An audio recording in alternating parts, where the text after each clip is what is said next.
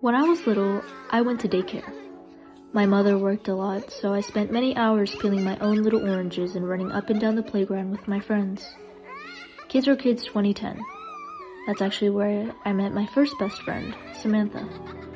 I've gone through numerous best friends since then, and I'd like to share a few anecdotes on those experiences, as well as some thoughts on love, loss, and anatomically correct heartcakes. Friendship. We usually don't remember how they begin, but what a sting I feel as I recall how they ended. Throughout my childhood years, I attended 5 elementary schools. I never got the chance to say goodbye to Mia, or Alyssa and Chloe, or Caitlin and Jackie, or Ray and Jessie. And in my mind, when I worry that I will never form a friendship as sweet and as pure as the ones from my youth, I like to dream that there we are, blowing bubbles or jumping rope in the courtyard. Middle school was weird. No moving, but I left.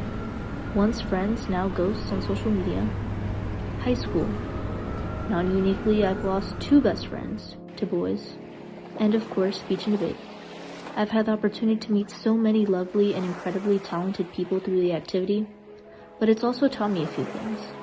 Perhaps 3 of the coolest people I've ever met and had the joy of experiencing are no longer in my life, and all for different reasons.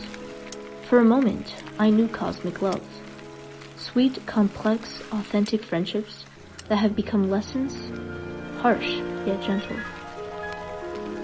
Tender as the Flesh is a dystopian novel by Augustin Basiriga with themes on morality, mortality, and loss.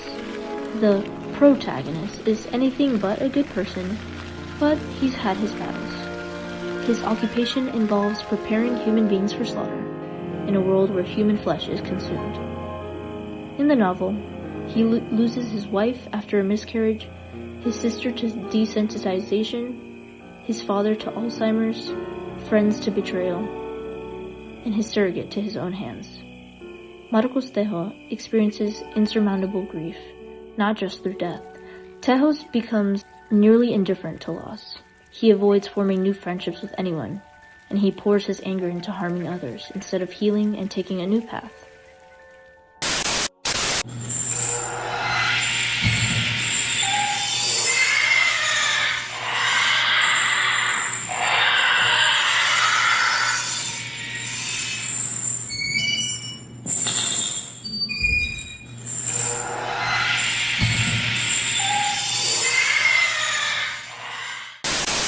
I like to believe that I'm different.